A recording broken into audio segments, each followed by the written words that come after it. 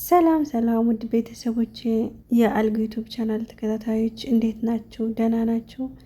እኔ ሰላም ነኝ፣ አምላክ ይመስገን። እኔ ሰላም እንዳለሁ ደግሞ እናንተም በያላችሁበት ሰላም እንድትሆንልኝ እመኛለሁ ውዶቼ።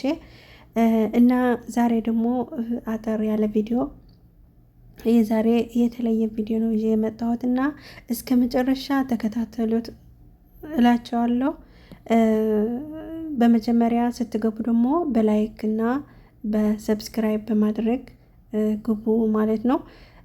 ቤተሰብ ያልሆናችሁ ቤተሰብ ሁኑ። ቤተሰብ የሆናችሁ ደግሞ ያላችሁ አስተያየትና ጥያቄ ኮመንት ላይ አስቀምጡልኝ ማለት ነው። እና የዛሬ ቪዲዮ እንኳን የተለየ ነው። በጣም የሚያሳዝን ነገር ነው የመጣሁት። በጣም በጣም በጣም ማለት ነው ከመጠን በላይ የሚያሳዝን። ያው ስደት እያለን በስንት መንከራ በስንት ነገር ነው የምናየው። በዚህም በሞት በዚህም በቃ በተለያዩ ነገሮች እየተሰቃየን ነው ያለ ነው። እና በጣም ነው የሚገርመው። በአሁኑ ባለፈው እንዳየኋቸው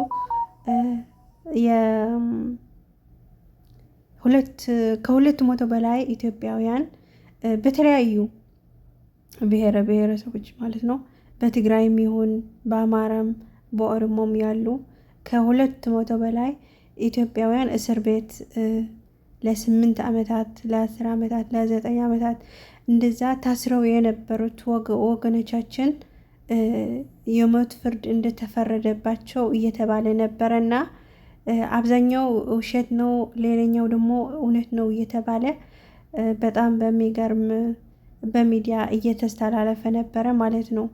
እና ያው በአማርኛ የምናገረው ደግሞ ለሁሉም ያው አማርኛ የምትሰሙትን እንድትሰሙ ብዬ ነው ውዶቼ። እና በጣም ነው የሚያሳዝነው፣ በጣም በጣም ነው የሚያሳዝነው። እኛ ድምፅ እንዳንሆን ብቻ ይሄ ዝም ብሎ ነው ምናምን፣ ግማሹ እውነት ነው ይላል፣ ግማሹ ደግሞ ማለቴ ግልጽ ያልሆነ ነገር ነበረበት። ምክንያቱ በእንትን ስለወጣ ማለት ነው።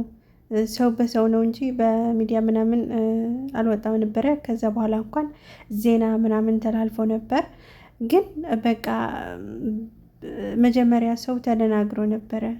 እንዴ ይሄ ለሚዲያ ነው ዝም ብሎ ፌስቡክ ለማሳደግ ዩቱብ ለማሳደግ እንደዛ ነው እየተባለ ነበረ። እና በሚያሳዝን ሁኔታ እውነት ነው ማለት ነው። ትክክል ነው።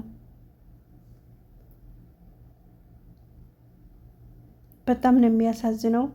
ያው እንዳየኋችሁ በጣም ሆድህ ነው የሚበላ።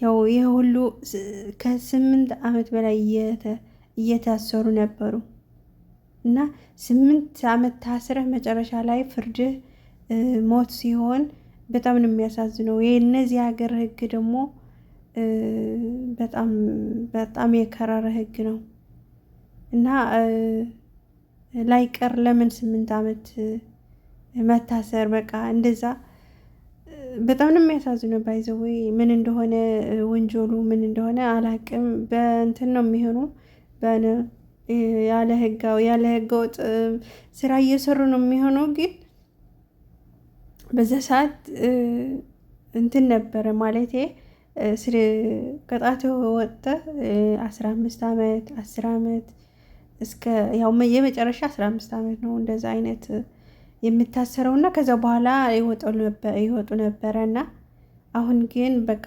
በሚያሳዝን ሁኔታ ሞት ፍርድ ነው የተፈረደባቸው። እና ለምንድነው የኢትዮጵያ ኤምባሲ ይሆን የኢትዮጵያ ህግ ያለ ሁሉም ለምን ድምፅ አልሆነበትም? ይሄን ነገር ማለት ተላልፎ ይሆናል እኛ ቆይተን ባንሰማው እንኳን እነሱ ማለት ለነሱ ሳይነገር ይሄን ነገር አይደረግምና በጣም ነው የሚያሳዝነው። በጣም በጣም በጣም ነው የሚያሳዝነው። ወላጆቹ፣ እህቶቹ፣ ወንድሞቻቸው ያው እየጠበቁ ዛሬ ይፈታሉ ነገ ይፈታሉ እየተባለ መጨረሻ ላይ ሞት ፍርድ ሲፈረድ በጣም አሳዛኝ ነው። ውዶቼ። እና እኔ በዛ አንድ ማስተላለፍ የምችለው አንድ ነገር ድምፅ እንሆን። የተረፉ አሉ ማለቴ አሁን በትግራይ ውስጥ 8 ነው ተረድተው ያሉ ማለቴ ለቤተሰብ ተነግሮ ያለው ወደ 6 ነው እና የተረፉ ደግሞ ሌሎቹ ደግሞ ለሞት የተዘጋጁ አሉ የቀሩት ማለት ነው። እና እነሱ እንኳን በህይወት እንዲተርፉ ድምፅ እንሆን እስቲ በያለንበት በሁሉም እንትን ሆነን ድምፅ እንሆን እስቲ ወገኖቻችን በተቻላችን መጠን በቃ በተቻለን አቅም እስኪ ድምፅ እንሆን። በተለይ የፌመስ የሆናችሁ ቲክቶከሮች፣ ፌመስ የሆናችሁ ዩቲዩበሮች፣ ፌስቡክ ፌመስ የሆናችሁ እንደዛ ድምፅ መሆን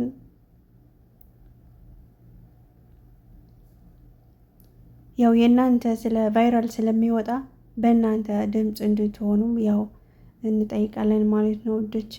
እንደዛ ማድረግ ይቻላል። ትንሽ እንኳን ህግ ነው። እኔ እነዚህ ህግ በጣም እንትን ነው፣ ግን ያው ብዙ አመት ስለታሰሩ እንኳን ትንሽ ማሻሻል ምህረት ማድረግ አይሻልም ወይ በሚል ነው።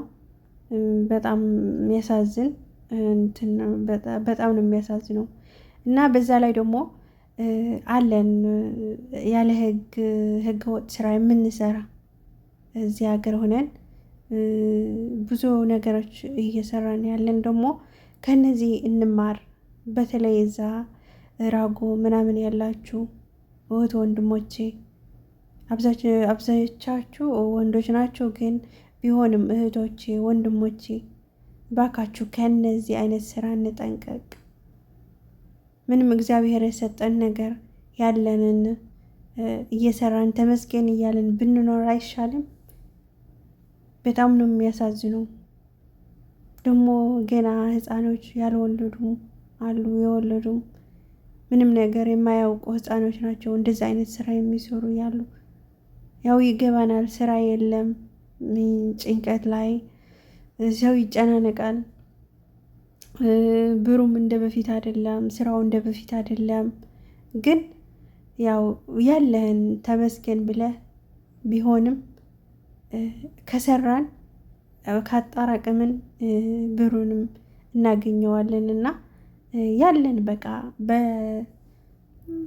በትንሽም ቢሆን ብርም ፍየል መጠበቅም ይሆን በቃ የተለያየ አለ ስራ አለ።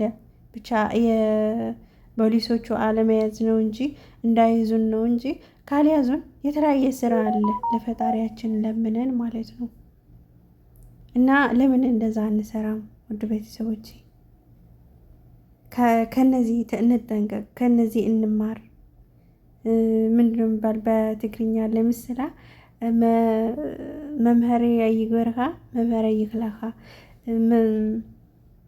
መመሪያ የሰጣህ አስተማሪ አያድርገህ። ያው በአማርኛ ትንሽ ይከብደኛል እንደዛ ለማለት ነው። እና ተምረን ለምን ከነዚህ ተምረን ለራሳችን ስራ እንሰራም? በጣም በጣም በጣም ሆድ ነው በላ በጣም ነው የሚያሳዝነው። እና የሞቱትን መንግስተ ሰማያት ያዋርሳቸው፣ የቀሩት ደግሞ እግዚአብሔር አምላክ ከዚህ ነገር ያውጣችሁ። እግዚአብሔር ከነሱ ጋር ይሁን ውዶቼ።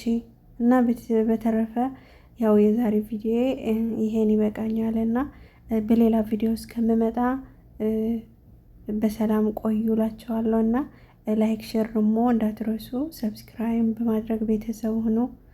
እና በተረፈ ጠንክረን እንስራ፣ ከህገወጥ ስራውን እንጠንቀቅ።